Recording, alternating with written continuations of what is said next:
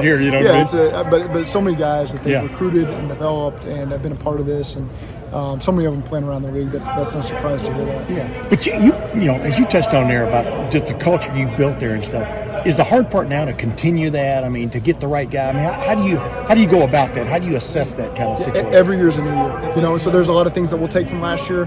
That fuel certainly is burning inside of us right now because of how we came up short, but we'll take a lot of those lessons.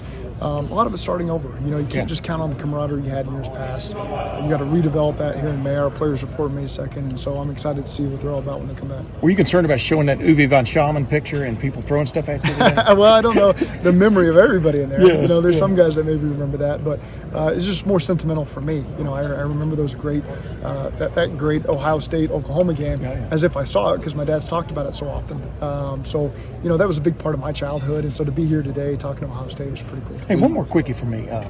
To get a guy like Burrow, I mean, you can talk about culture, you can talk about every scheme and everything else, you know, that goes, but to get a quarterback, just how would you put that in terms of importance? I mean, to get that guy, that key guy.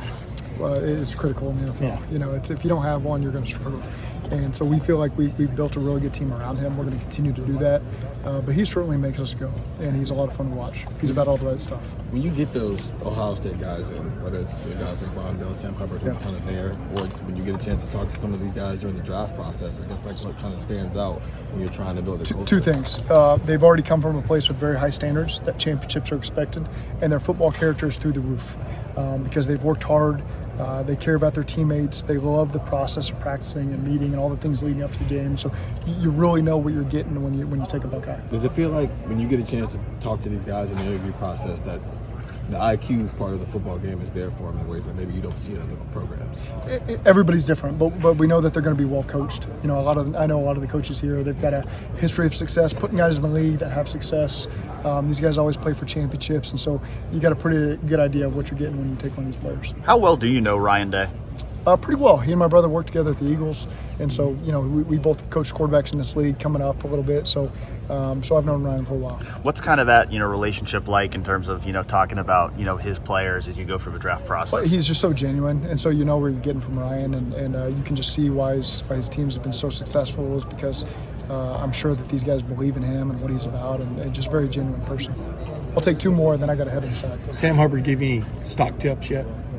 Sam, he's a big finance guy. No, I haven't heard that from Sam yet. Yeah. Hey, real quick, your key right now. Are you thinking about it 24/7? I mean, how do you to get back there and then get over that final hump and stuff? How does it consume you? I guess that. Yeah. Well, right now we're in the draft phase, so it's about acquiring the talent and then preparing for our players to come up in a couple weeks. So you certainly are thinking about your messaging and the team meetings and how we're going to start over. You know, really, is we're going to draw from the things that we've experienced the last 3 years, not just this year, but the last 3 years, the lessons we learned, and then continue to build on that with the new group this May. You mentioned Vonn Bell, and I'm curious about how has did he kind of start as that leader, or was that kind of developed over time? How did you see? I think anytime a guy walks into a building, we could immediately see he's there at 6 a.m. every single day. He's the first guy in the building, and he's consistent with that, and played for championship teams here at Ohio State, competed for championships down there in New Orleans.